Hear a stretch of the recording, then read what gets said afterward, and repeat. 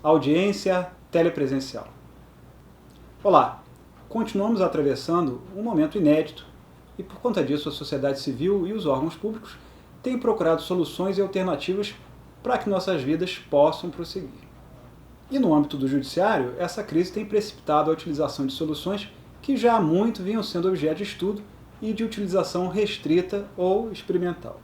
Nós já vivemos há muito a era do processo eletrônico e na Justiça do Trabalho, as audiências por meios eletrônicos ou telepresenciais já indicavam uma evolução natural. O CPC, no seu artigo 334, ele permite a realização de audiência por meio eletrônico, mas apenas para conciliação ou mediação, e não disciplina como seriam implementadas tais audiências. Prevê apenas que devem ser regulamentadas por lei. Dando maior amplitude a essa regra do CPC, o CNJ, por meio da Resolução 314 de abril de 2020, além de ampliar as hipóteses atinentes a sessões virtuais de julgamento em grau de recurso, ele também permitiu a realização de audiências, inclusive de instrução. Aqui no âmbito do TRT da Primeira Região, o Ato Conjunto 6 de 2020 disciplinou a realização das audiências telepresenciais por meio da plataforma digital Cisco Webex. Em linhas gerais, o juiz determina a realização da audiência e determina que as partes apresentem nos autos seus endereços eletrônicos, os e-mails, por meio do qual recebem um convite eletrônico, do qual vão constar lá as instruções para acessar a plataforma digital e participar da audiência. A parte pode manifestar o seu desejo de não participar da audiência virtual, conforme o Ato Conjunto 6, artigo 5º, parágrafo 3º, mas vai ser prerrogativa do juiz aceitar ou não a justificativa da parte ou do patrono. Apesar das vantagens flagrantes que essas audiências telepresenciais oferecem, aqui no caso do Tribunal Regional do Trabalho da Primeira Região, a implementação desse meio virtual trouxe um elemento de grande risco para as partes e advogados, já que esse Ato Conjunto 6 de 2020 determinou que os advogados e as partes são responsáveis pelos meios e equipamentos para a participação nessas audiências telepresenciais. Artigo 25. A responsabilidade por conexão estável à internet, instalação e utilização do equipamento e do aplicativo de acesso à plataforma emergencial de videoconferência para a realização de audiências e sessões de julgamento é exclusiva do advogado e da parte. Em outro vídeo eu discuti de forma detalhada essa questão e você pode acessá-lo pelo link que está na tela. As audiências telepresenciais, elas seguem os mesmos trâmites da audiência presencial que nós já estudamos anteriormente ao longo aqui do curso, apenas se desenvolvendo no e-mail eletrônico. Ou seja, ao invés de comparecer pessoalmente à Justiça do Trabalho, a parte acessa o sistema e seu ingresso é franqueado à sessão virtual. É inclusive possível assistir às audiências de terceiros. Caso você não tenha familiaridade com as plataformas de teleconferência, a imagem que segue vai permitir que entenda melhor como é a interface. Os participantes da reunião estão listados à direita. Aqueles que estão ativos na audiência, juiz, secretário, partes, advogados e testemunhas, aparecem nessas janelas de vídeo que, nesse exemplo, estão arranjadas na parte superior do vídeo. E nessa janela que está mais proeminente, mais ao centro, podem ser destacadas a ata de audiência ou qualquer dos interlocutores ou mesmo outros elementos. É sempre recomendável que as partes, testemunhas, advogados se conectem ao sistema com uma antecedência de pelo menos 15 minutos, de modo que, diante de qualquer problema que enfrentem, possam entrar em contato com a vara por telefone, por e-mail ou por WhatsApp para tentar resolver o problema ou pelo menos para dizer que estão ali disponíveis e não estão conseguindo participar da audiência. Em tese, a parte que não comparecer ou que tiver sua participação interrompida pode sofrer as penas da lei, como arquivamento, revelia e confissão. E o advogado também pode sofrer sanções, como, por exemplo, expedição de ofício à OAB. Pelo menos é isso que está implícito no Ato 6 de 2020. Diante de qualquer problema enfrentado pela parte ou advogado, mais uma vez vai ficar ao livre-arbítrio do juiz aplicar ou não penalidades às partes e procuradores, como determina o artigo 25, parágrafo 2º.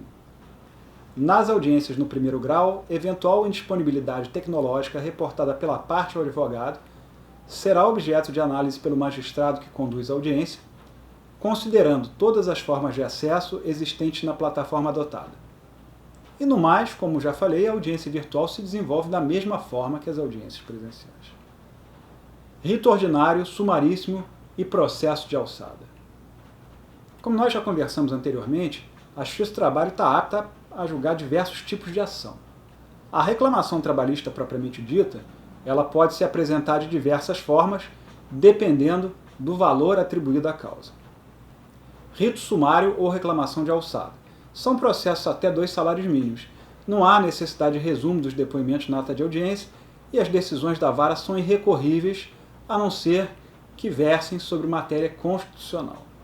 O rito sumaríssimo são ações com valor acima de 2 salários mínimos e menor do que 40.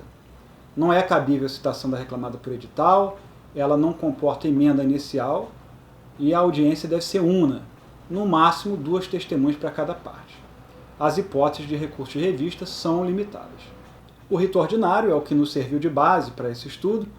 O valor é acima de 40 salários mínimos para essas ações, existe a possibilidade de citação por edital, existe a possibilidade de fracionamento da audiência, até 3 testemunhas para cada parte, e todas as hipóteses legais para o recurso de revista são admitidas. Suspeição e impedimento. Em algumas situações, o juiz está impedido por lei de julgar o processo. São situações nas quais a sua imparcialidade poderia ser objeto de dúvida. Esse tema é disciplinado pela CLT nos seus artigos 801 e 802. O juiz, presidente ou vogal é obrigado a dar-se por suspeito e pode ser recusado por algum dos seguintes motivos em relação à pessoa dos litigantes. Inimizade pessoal. Amizade íntima. Parentesco por consanguinidade ou afinidade até o 3º grau civil.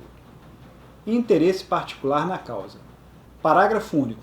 Se o recusante houver praticado algum ato pelo qual haja consentido na pessoa do juiz, não mais poderá alegar exceção de suspeição, salvo sobrevindo novo motivo. A suspeição não será também admitida se do processo constar que o recusante deixou de alegá-la anteriormente, quando já a conhecia, ou que depois de conhecida, aceitou o juiz recusado, ou, finalmente, se procurou de propósito o motivo de que ela se originou. Apresentada a exceção de suspeição, o juiz ou tribunal designará audiência dentro de 48 horas para instrução e julgamento da exceção. Nas juntas de conciliação e julgamento e nos tribunais regionais, julgada procedente a exceção de suspeição, será logo convocado para a mesma audiência ou sessão, ou para a seguinte, o suplente do membro suspeito, o qual continuará a funcionar no feito até a decisão final. Proceder-se-á da mesma maneira quando algum dos membros se declarar suspeito. Se se tratar de suspeição de juiz de direito, será este substituído na forma da organização judiciária local. O CPC também detalha a matéria de outra forma. Há impedimento do juiz, sendo-lhe vedado exercer suas funções no processo, em que interveio como mandatário da parte, oficiou como perito, funcionou como membro do Ministério Público ou prestou depoimento como testemunho, de que conheceu em outro grau de jurisdição, tendo proferido decisão. Quando nele estiver postulando como defensor público, advogado ou membro do Ministério Público, seu cônjuge ou companheiro ou qualquer parente consanguíneo ou afim, em linha reta ou colateral, até o 3º grau inclusive. Quando for parte no processo ele próprio, seu cônjuge ou companheiro ou parente consanguíneo ou afim, em linha reta ou colateral, até o 3º grau inclusive. Quando for sócio ou membro de direção ou de administração de pessoa jurídica parte no processo. Quando for herdeiro presuntivo, donatário ou empregador de qualquer das partes.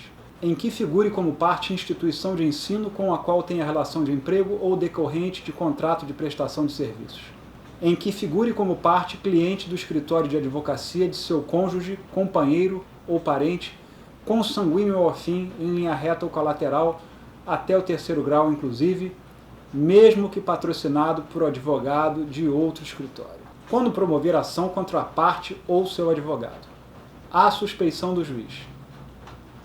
Amigo íntimo ou inimigo de qualquer das partes ou de seus advogados, que receber presentes de pessoas que tiveram interesse na causa antes ou depois de iniciado o processo, que aconselhar alguma das partes acerca do objeto da causa, ou que subministrar meios para atender às despesas do litígio.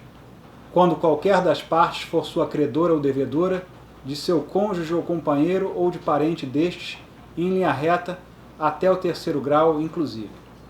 Interessado no julgamento do processo em favor de qualquer das partes. Aqui, na verdade, estamos diante de mais uma situação na qual há descompasso entre a disciplina do CPC e da CLT, pelo que a maior parte da doutrina entende que a lei civil deve ser considerada de forma supletiva no particular. Conclusão. Mesmo após o encerramento da instrução, o processo vai seguir o seu curso. A sentença proferida pelo juiz, por exemplo, pode ser objeto de recurso. Transitada em julgado, ou seja, quando ela não pode mais ser modificada, vai se iniciar a fase de execução, na qual se busca a satisfação do crédito reclamante, caso exista.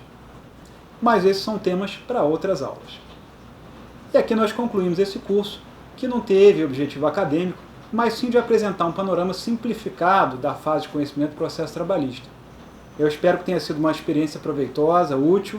Agradeço pela sua audiência. Até a próxima.